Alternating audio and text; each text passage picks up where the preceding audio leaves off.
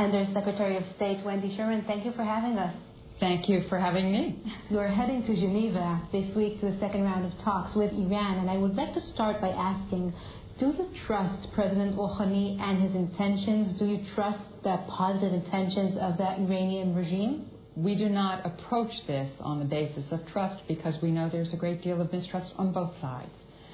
We approach these negotiations to try to deal with Iran's nuclear program and President Obama's commitment that Iran not obtain a nuclear weapon. What's interesting is that when it comes to the Palestinian issue, the Israeli public is divided. But regarding to Iran, the vast majority backs Prime Minister Netanyahu's approach.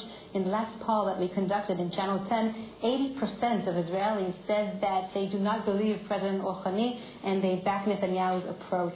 What do you have to say in this regard to the Israeli public, to the Israeli concerned public? What we are discussing in the P5+1 is a first step that would put time on the clock, that would stop the nuclear program from advancing so we have time to negotiate a comprehensive agreement to address all of the issues of concern in their program, their facilities, their capacity, their stockpiles, monitoring, verification. It's very complicated and it will take some time. So we want to make sure that the program doesn't continue to move forward while we're doing that negotiation. And whatever agreement we reach, Israel will know about, understand, have consulted with us on, because Israel's security is bedrock.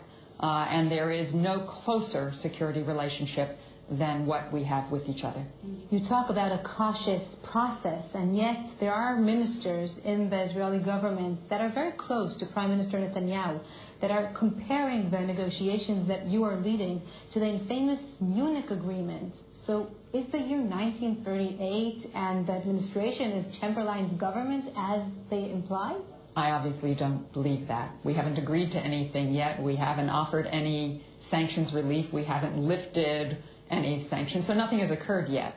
And I think that anything that we do in a first step, if we can in fact stop the program from advancing further while we negotiate a comprehensive agreement and offer very limited, temporary, reversible sanctions relief, but keep in place the fundamental architecture of the oil and banking sanctions, which we will need for a comprehensive agreement, not for a first step, then I think we are starting to make progress. No deal is better than a bad deal, and that is the set of instructions I've been given. And indeed, you heard Prime Minister Netanyahu in the UN stating very, very clear that Israel won't hesitate to stand alone against Iran. How do you understand this comment?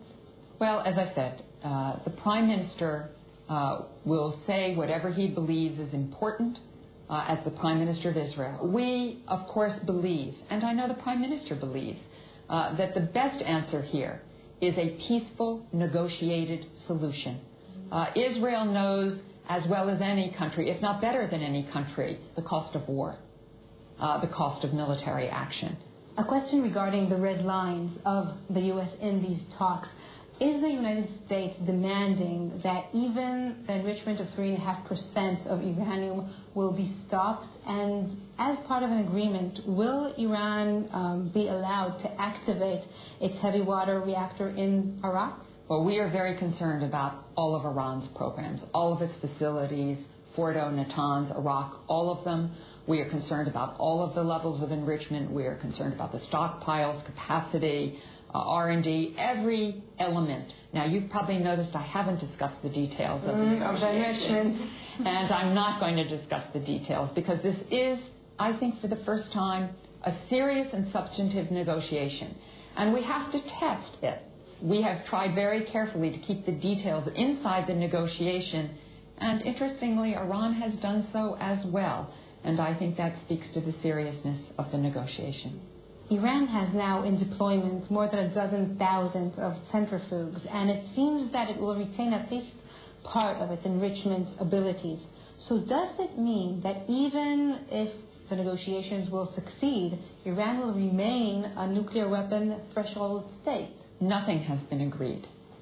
So anyone who makes assumptions about what will remain, what won't remain, we haven't gotten there yet. But will the U.S. agree to a situation in which Iran stays a threshold state?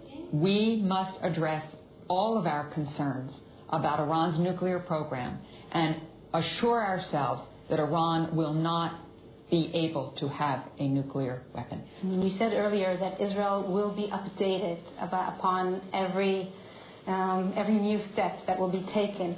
But if eventually an agreement will be achieved and Israel will oppose the framework, would that alone prevent the U.S. from signing such an agreement? I think you're offering me a hypothetical which is way down the line. The United States and Israel share the same objective, that Iran not have a nuclear weapon. We keep that foremost in our minds every single day, and that's what we aim to do. An Iranian newspaper reported this week that in the near future, Iran will disclose new information about the missing Israeli soldier Ron Arad. Can you confirm this report? I don't know. I don't know the answer to that. I think that for all of us, whenever we have missing people or people who are held in ways that we do not want, we have 3 Americans of great concern to us in Iran. And that we talk about all of the time and try to get home to their families. We all always want our loved ones home with us. And I know that my colleagues, if they ever have such information, will share it. So, but is it part of the issues that are discussed in other conversations in Geneva? In Geneva, the sole focus is on the nuclear issue. And indeed, there are many other concerns that we have with Iran. Obviously, the conflict in Syria is one of them, where we think whether it's Lebanese Hezbollah financed by Iran or IRGC Quds Force engagement in Syria, this is not helpful. In fact, it's quite destructive. You mentioned Syria. An official in the White House has confirmed to CNN that Israel is behind the strike in Syria this week.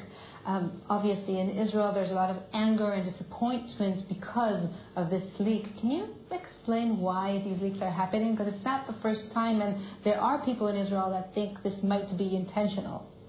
I have no idea. We have leaks about American policy in the American press as well, which we don't want. I don't know where it comes from. And all of these kinds of leaks are most unfortunate and not helpful.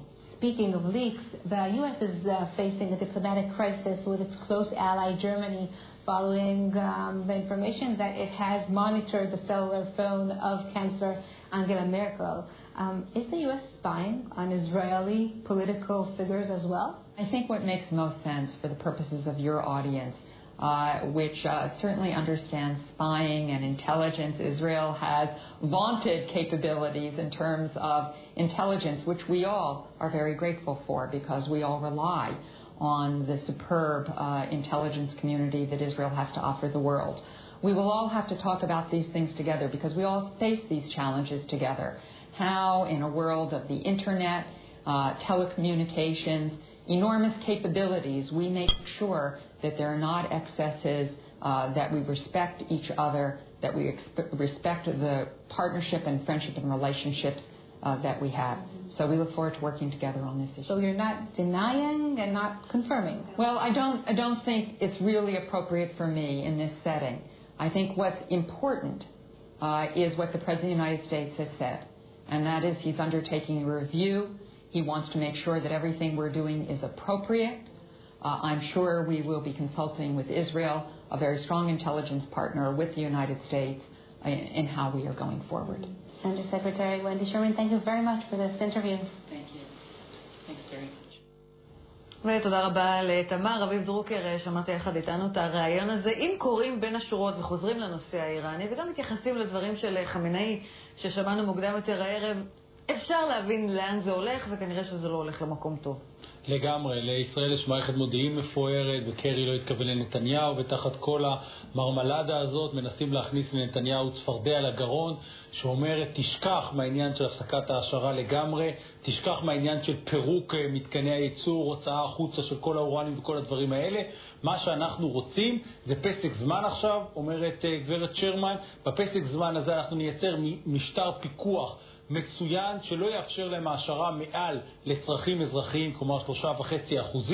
אנחנו לא מדברים על יותר מזה, ואנחנו את הסנקציות החריפות נשאיר לסוף באמת, לא נוריד את משטר הסנקציות של נפט ובנקאות, אבל סנקציות אחרות בהחלט יכול להיות שאנחנו נרכך לפני כן, למרות עמדתך, מר נתניהו. זאת העמדה האמריקנית, היא עומדת די בקנה אחד עם מה ששר החוץ האיראני אומר אתמול בטורקיה בכנס מעניין, שגם שם הוא רומז בדיוק לאותו מתווה, וזה מתווה שכנראה לישראל לא תהיה ברירה אלא לקבל אותו, אלא אם כן נתניהו